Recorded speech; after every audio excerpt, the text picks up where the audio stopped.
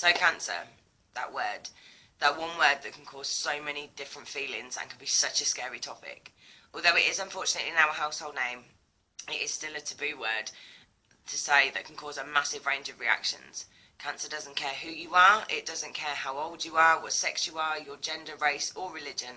Anyone can be its victim, and to be honest, it takes no prisoners. Cancer is far from a one-trick pony. There are over 200 different types of cancer that can get you at any time, any moment or any day. Not saying it like it's a horrible thing and something that you should be scared of, but it seems as if there's a bit of a misunderstanding on why people should get cancer and why people shouldn't get cancer. Yeah, your lifestyle can reduce or increase your risk of cancer, but let's face it, crap happens. There are two main types of people in this world. There are the ones that will lay down, take it, admit defeat at the first hurdle, and there are the ones that will use situations and problems to really step up. Not saying that either is better or worse, because it's whatever works for you, but personally I'm not really the type to give up easily. Don't get me wrong, there are days I just want to lay down and give up, to be honest, but at 24 I don't really see that as an option.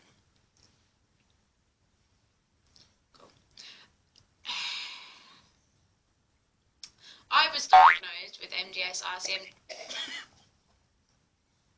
It was cold. Okay, I was diagnosed with MDS-RCMD along with other blood issues in November 2014 after years of bone marrow failure. I'm a bit of an unusual one, as the typical person to get cancer is a male over 50 or 60. My type is one of the rarer forms, and the way it displays itself is even more unusual. So I've had the joy of being a bit of a medical guinea pig.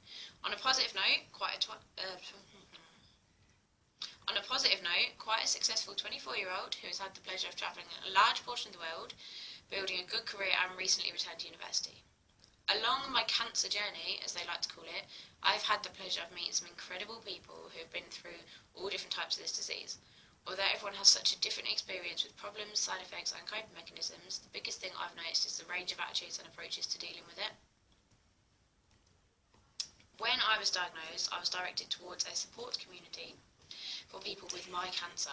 I ended up leaving this community after one whole day, as I thought I may as well have been tending my own funeral. Not to bash the people in this group at all, but it was incredibly negative, depressing and pretty morbid. They were mostly complaining that they were going to have treatment in 2 weeks' time, whereas all that was going through my mind was thinking, thank God I've got 2 weeks hospital free to be with my friends, family, enjoy myself and actually have a bit of a normal life.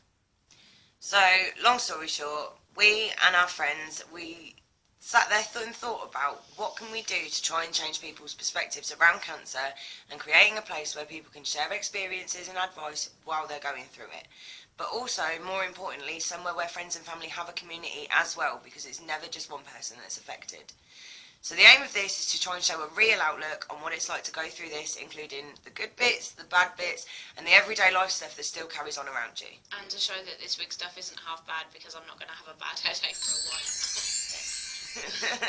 So this is just a short little bio of what we're trying to do, but we do also have a Twitter, Facebook and Instagram. All the links are in the bio, so feel free to have a look round, follow, shout and share. And also feel free to share anything you have, videos, photos, advice or anything you just want to say on the topic.